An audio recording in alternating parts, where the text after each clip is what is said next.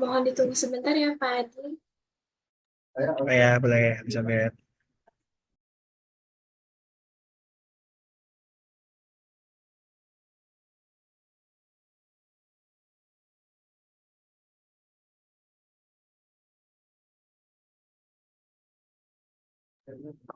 Oh ya, Elizabeth ini kebetulan kan saya pakai laptop kantor ya.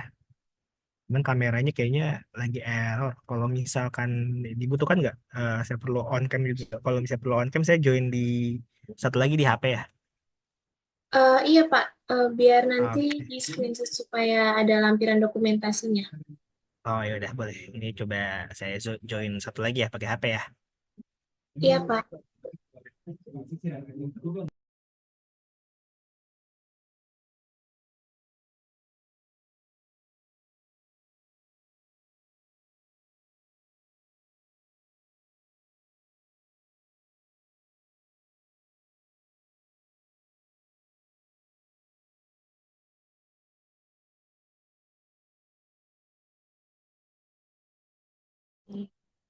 Dimasukin dulu ibu ke fitur setting dari situ titik ke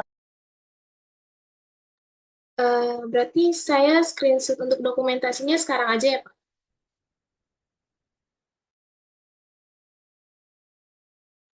Mohon maaf Pak Adi, suaranya nggak kedengaran.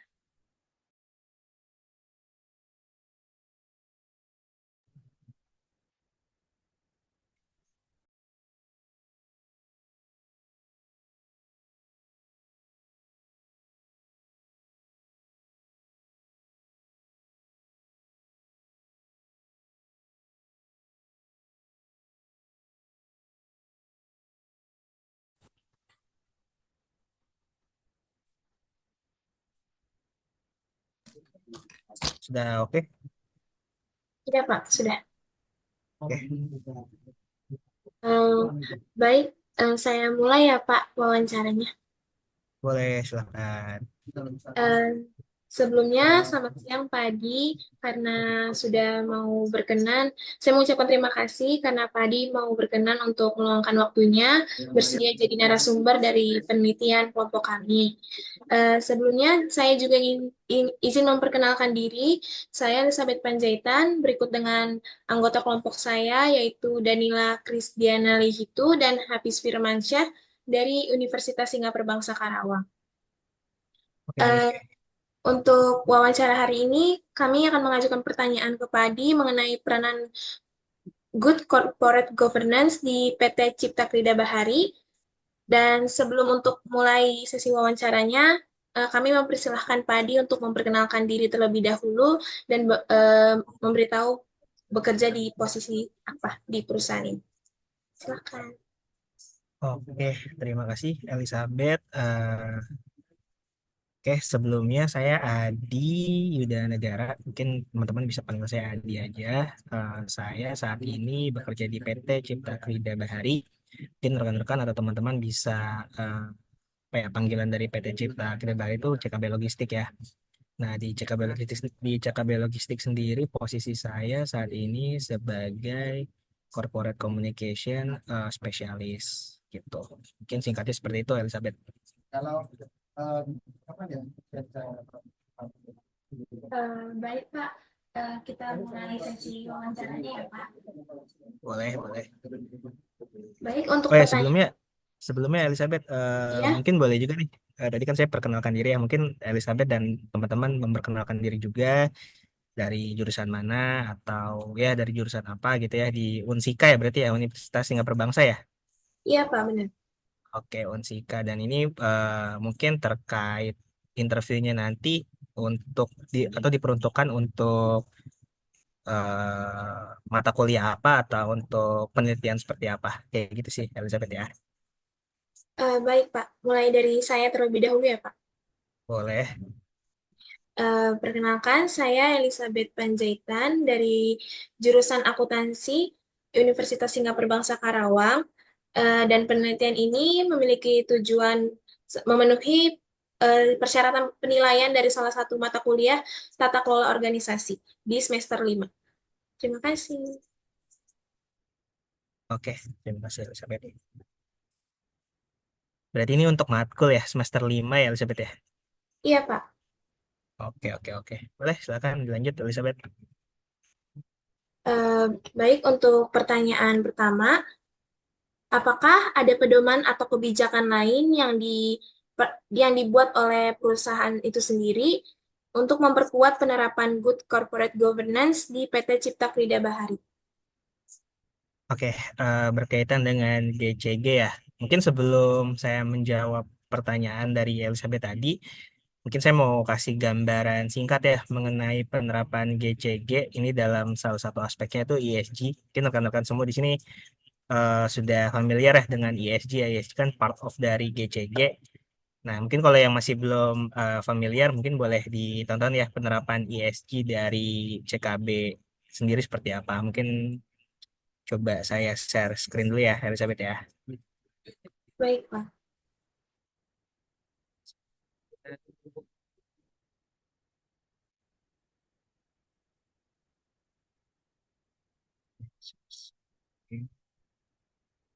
Boleh di accept Elizabeth ininya. Oh iya, sebentar, Pak.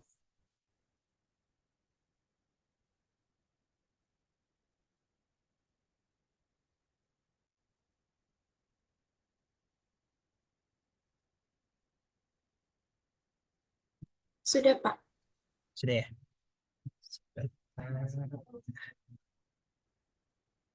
Dari ya. Suaranya terdengar, Elizabeth? Eh, Tidak terdengar, Pak. Oh, terdengar ya. Coba saya share screen ulang ya tadi. Kayaknya belum. Ini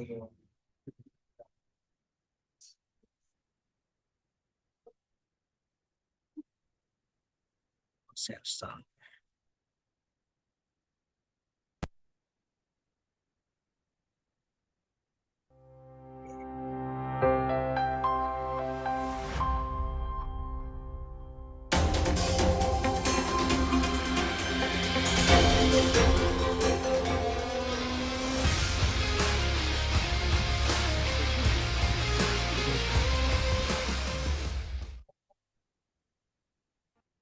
Selamat pagi CKB Warrior.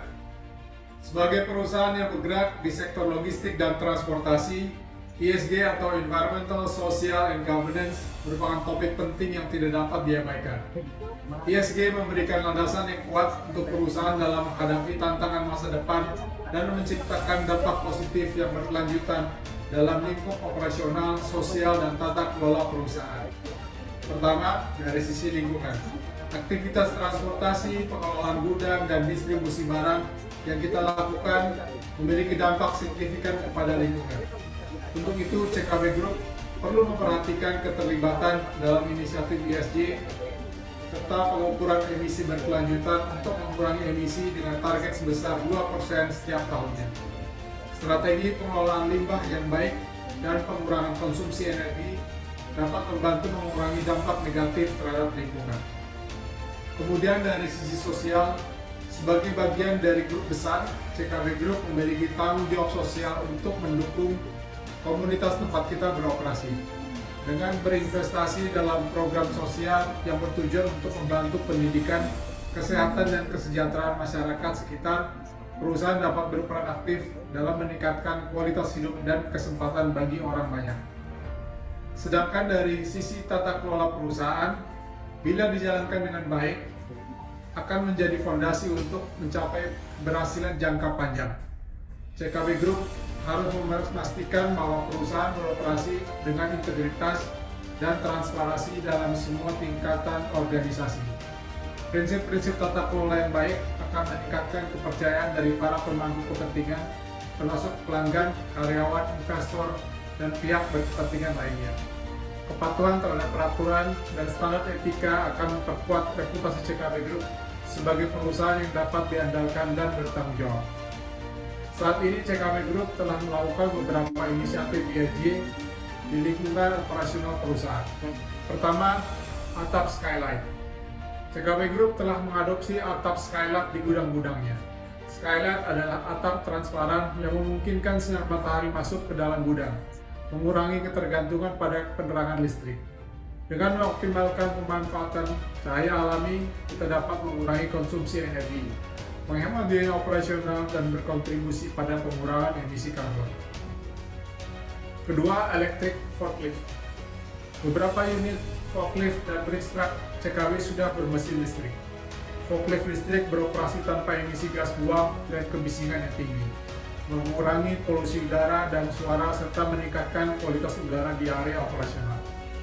Ketiga, peremajaan armada dengan standar Euro 4. PKB Group melakukan peremajaan armada kendaraannya dengan mengadopsi kendaraan yang memenuhi standar emisi Euro 4.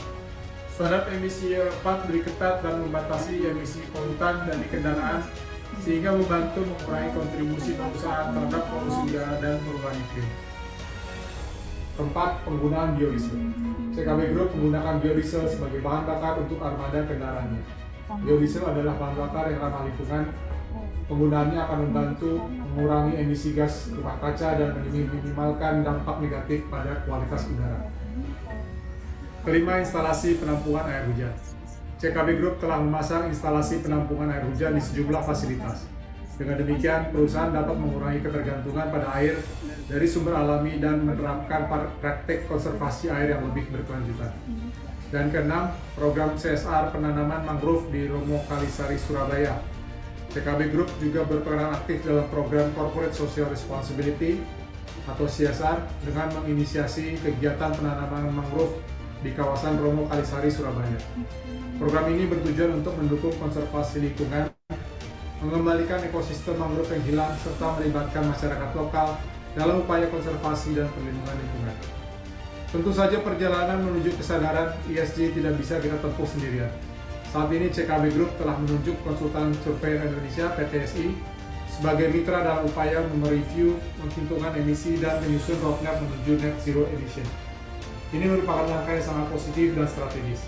Dengan melibatkan pihak ahli seperti PTSI, CKB Group menunjukkan komitmen kuatnya untuk meningkatkan akuntabilitas dan transparansi dalam perencanaan dan pelaporan berkelanjutan. Pada kesempatan ini, saya ingin mengajak seluruh manajemen dan karyawan CKB Group untuk berkomitmen, mendukung, dan bekerja sama menciptakan nilai jangka panjang bagi perusahaan guna membangun masa depan bisnis yang berkelanjutan. Mari kita bersama-sama menjadi agen perubahan positif untuk dunia yang lebih baik melalui nilai-nilai ESG. Terima kasih atas dukungannya. CKB Warrior, berani berjuang menang!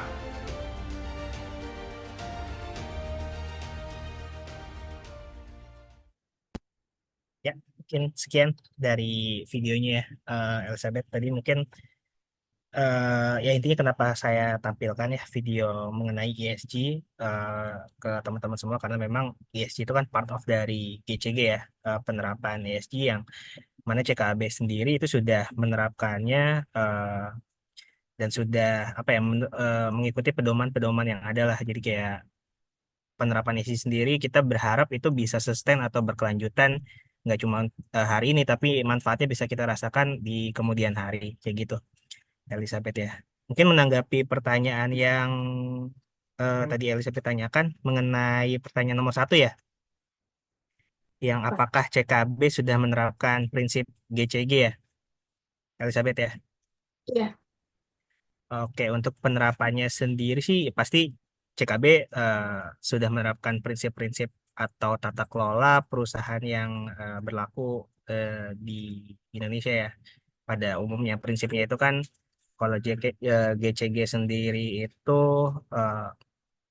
CKB sendiri udah penerapannya itu sudah membentuk organ-organ pendukung GCG ya, seperti komite audit, komite investment, untuk memastikan pelaksanaan tata kelola perusahaannya itu efektif. Jadi eh, kenapa kita menerapkan GCG ya, salah satunya kita ingin tata kelola perusahaan di CKB ini berjalan dengan efektif pastinya. Lalu untuk perangkat soft structure sendiri, CKB juga sudah memilikinya ya, mana soft structure GCG ini meliputi visi misi, tata nilai perusahaan gitu kan. Implementasinya ya, kita bicara implementasinya itu ada peraturan perusahaan, ada pedoman tata laku, ada standar prosedur prosedur operasional di CKB sendiri. Dan juga yang terakhir ada lingkungan kerja yang beretika gitu. Itu salah satu soft structure GCG yang diterapkan oleh CKB. Lalu secara infrastruktur keorganisasian ya, CKB sendiri itu sudah memiliki juga, karena memang kalau kita bicara tentang GCG, strukturnya itu ada 3 ya. Pertama itu ada RUPS, Rapat Umum Pemegang Saham, itu menjadi organisasi atau organ tertinggi di perseroan ya. Kaitannya di sini CKB dalam structure atau infrastruktur keorganisasiannya kayak gitu.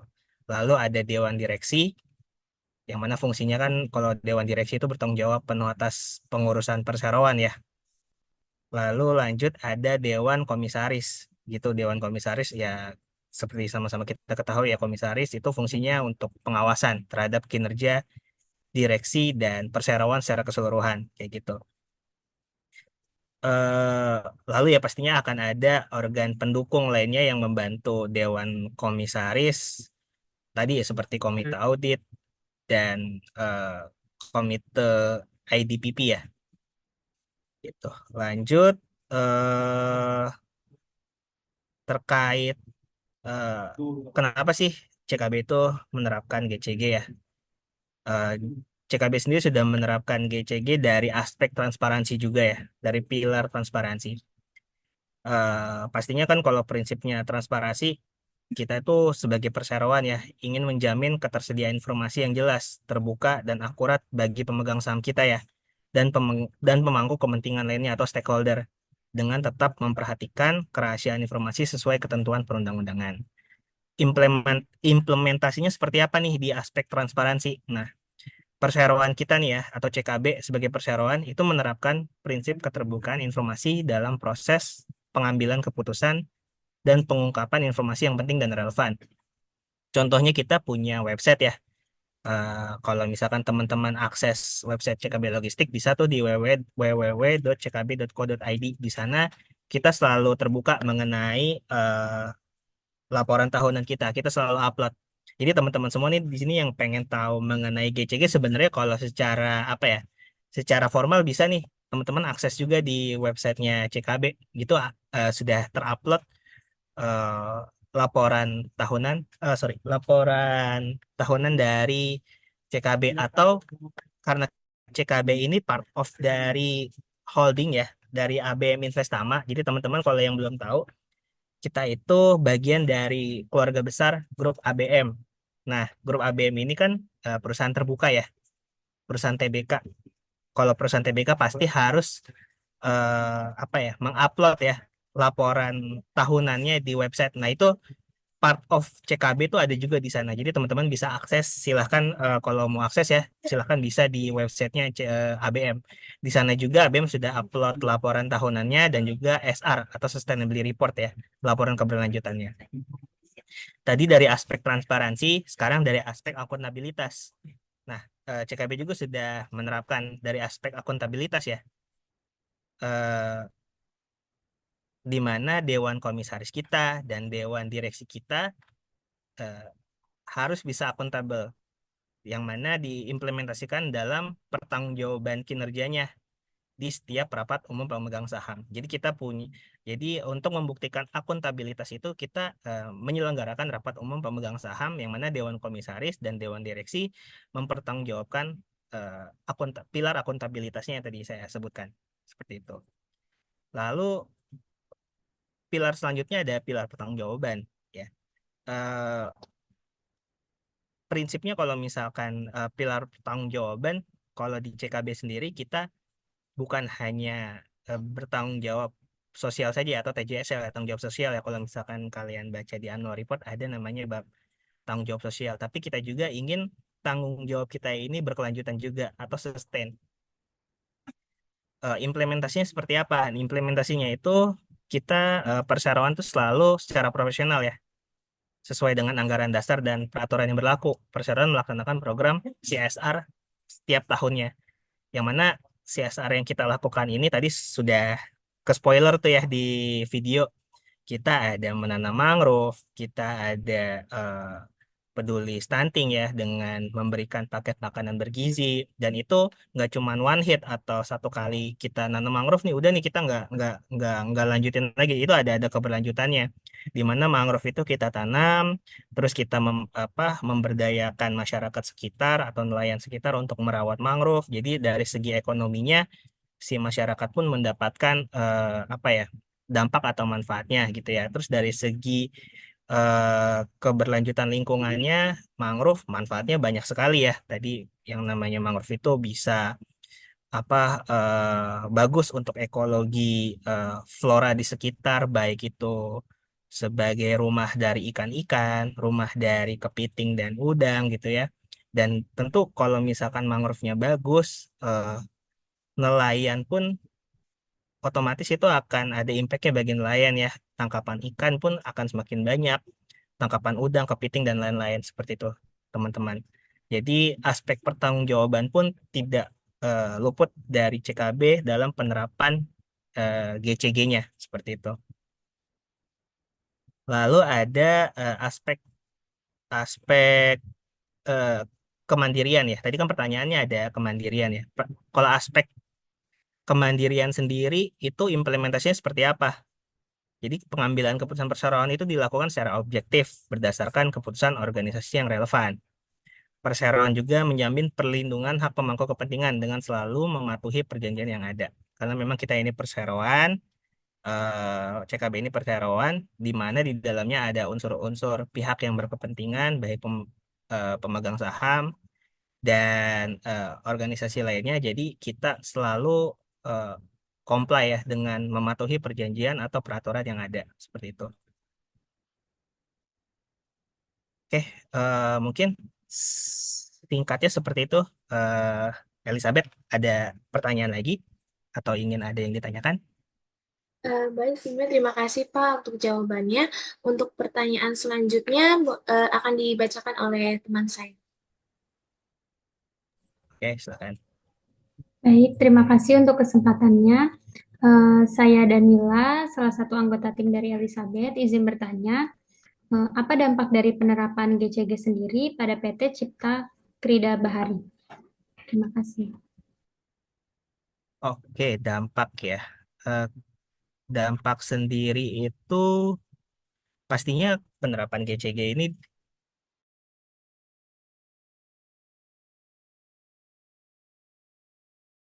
dilakukan dan diikuti karena memang dampaknya yang jelas pasti akan memberikan efisiensi bagi eh, baik untuk diimplementasikan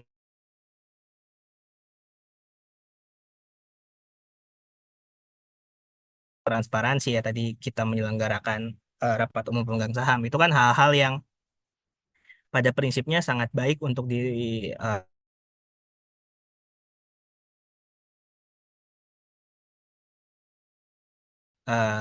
kinerja bagi perusahaan itu sendiri, dan juga dampak yang dihasilkan pun bisa multiply efek ya. Jadi bisa dampaknya itu bisa sangat positif bukan hanya untuk perusahaan atau pemegang saham, tapi bagi masyarakat sekitar pun kalau perusahaannya baik, penerapan GCK-nya baik, dampak untuk masyarakatnya juga pasti baik. Seperti itu sih. Mungkin ya rangkumannya ya singkatnya.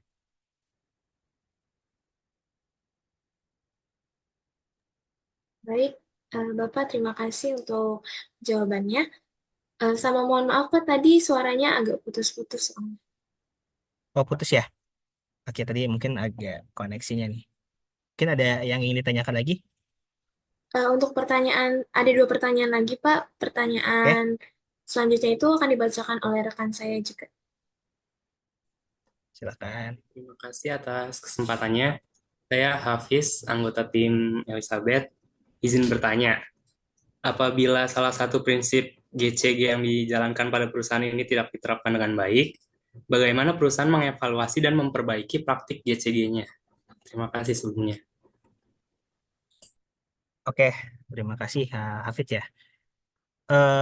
Kalau misalkan GCG-nya dalam perjalanannya itu tidak berjalan dengan baik ya, Fitz ya. Eh, pastinya itu ada mekanismenya ya, Fitz ya, terkait hal tersebut. Tapi kita di CKB sendiri kita memastikan semuanya ini harus berjalan dengan baik, karena memang kalau misalkan semuanya diantisipasi, insya Allah hal-hal yang tidak diinginkan itu tidak akan terjadi ya. Tapi memang yang namanya kejadian ya, kita tidak pernah tahu ya kapan datang waktunya gitu ya. Pasti ada aja ya hal-hal atau obstacle yang terjadi di apa ya, di dalam perjalanan penerapan GCG ini. Tapi yang pasti kalau CKB sendiri kita punya sistem yang namanya whistleblowing system. Itu adalah skema pelaporan ya. Kalau misalkan atau sistem pelaporan pelanggaran, dalam mekanismenya kalau misalkan ditemukan ada hal-hal yang berkaitan atau eh, atau kesalahan ya, kesalahan atau kesalahan ini disengaja ataupun tidak disengaja, itu dilakukan di internal kami. Jadi eh, ada sarana yang namanya sistem pelaporan pelanggaran, dan itu sudah tersistem di kami, namanya whistleblowing system. Nah, implementasinya itu, kanal pelaporan ini tuh menyediakan berbagai kanal pelaporan ya, baik hotline, email, sistem online untuk melaporkan pelanggaran. Di situ juga ada proses investigasi ya, menginvestigasi laporan pelanggaran dengan objektif pastinya dan adil, serta mengambil tindakan korektif jika diperlukan. Jadi ada evaluasi, dan di sistem tersebut ada apa ya, ada evaluasinya sendiri gitu. Jadi untuk agar bisa kejadian tersebut tidak terjadi di kemudian hari. Tapi sebelum kita apa ya, pasti kita tapi sebelum kita menerapkan hal tersebut, kita selalu ada hal-hal antisipatif. Salah satunya itu kita selalu melalui kanal-kanal komunikasi kita ya, melalui email blast, melalui sosial media, bahwasanya penerapan GCG ini itu tidak bisa tawar-menawar gitu penerapannya. Jadi harus terimplementasi menyeluruh, baik dari apa ya, top manajemen sampai ke level yang seluruh level yang ada di CKB sendiri, CKB logistik ya, teman-teman. Jadi tadi kalau misalkan ditanya apabila itu tidak berjalan dengan baik, ya kita punya mekanisme namanya tadi whistleblowing system untuk rekan-rekan di CKB melaporkan dan menjelaskan kronologinya seperti apa, lalu nanti akan dievaluasi untuk ditentukan apa namanya ke depannya seperti apa kayak gitu. Dan juga langkah antisipatifnya juga sudah selalu dan harus kita lakukan tadi dari kanal-kanal komunikasi yang kita miliki, entah edukasi mengenai GCG dan penerapannya, dan poin-poin di bawah GCG-nya seperti apa, larangan fraud gitu ya, korupsi dan lain-lain, itu selalu rutin kita kita komunikasikan di kanal-kanal komunikasi milik CKB Logistik. Itu sih rekan-rekan.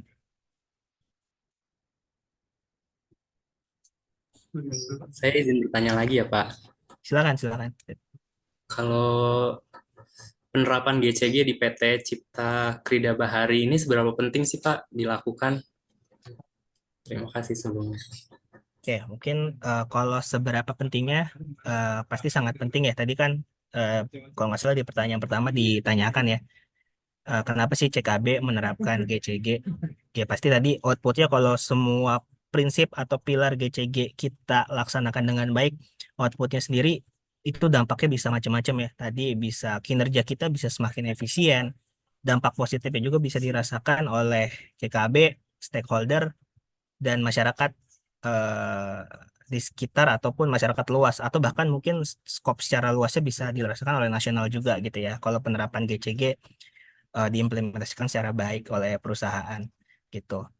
Eh, Penting banget karena perusahaan dapat, kalau misalkan kita mempraktikkan GCG dengan baik nih ya, CKB ini dapat mengelola resikonya secara efektif gitu ya. Bisa mencegah kecurangan. Kalau kecurangan, korupsi, semuanya bisa ditekan ataupun dihilangkan, itu kan pasti meningkatkan efisiensi operasional juga kan. Nanti kontribusinya juga tuh pada kinerja pertumbuhan perusahaan semakin baik gitu ya. Terus GCG juga bisa ngebantu nih ngebangun citra positif dan kepercayaan di mata pemangku kepentingan. Pemangku kepentingan di sini ada tadi yang saya bilang, ada shareholder atau pemegang saham ya. Serta eh, segala apa ya, penerapan GCG juga bisa memfasilitasi kita nih terhadap kepatuhan standar-standar yang berlaku di baik nasional ataupun internasional. Dan juga dari segi tanggung jawab sosialnya juga nih, GCG juga tuh bisa memastikan nih bahwa dampak sosial dan lingkungan dari operasional yang kita lakukan gitu ya, itu bisa dikelola dengan baik. Tadi kan kalau di video tuh ada Pak Iman menjelaskan ya, kalau misalkan industri logistik kita ini kan tentu pasti ada kontribusinya di segi karbon ya. Nah, itu tuh dari apa ya, hasil industri kita tuh bisa memanage itu melalui program-program CSR yang berkaitan dengan tadi karbon gitu ya. Jadi kita bisa memanage eh, kegiatan operasional kita itu dan dijawab dengan tanggung jawab sosial yang efektif gitu. Kalau misalkan kita menerapkan praktik GCG di perseroan kita. Terus ya pastinya kita kalau praktik GCG kita berjalan dengan baik, ya pasti CKB pun berkontribusi ya terhadap mensukseskan ya keberlanjutan ataupun praktik GCG yang kompeten dan pastinya baik ya untuk kebutuhan praktik GCG yang baik di nasional kayak gitu. Jadi ada kontribusi untuk secara luasnya untuk nasional juga. Mungkin kalau dari saya sih sekian sih, Hafiz ya. Kalau pertanyaan yang tadi tuh yang mengenai apa tuh seberapa penting GCG diterapkan di CKB seperti itu. Terima kasih ya Pak atas jawabannya. Oke, sama-sama.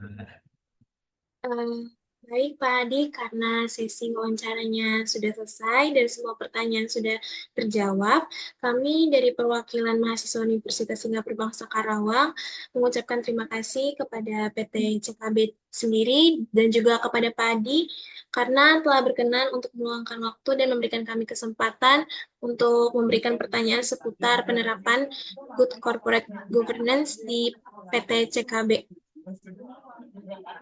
Oke, terima kasih sama-sama Elizabeth dan rekan-rekan semua. Semoga pertanyaannya atau jawaban dari saya tadi membantu ya untuk mata kuliahnya nanti. Baik, terima kasih Bapak. Untuk sebelum mengakhiri Zoom-nya, saya izin untuk screenshot sebagai lampiran dokumentasi Bapak. Boleh, silakan. 1, 2, 3.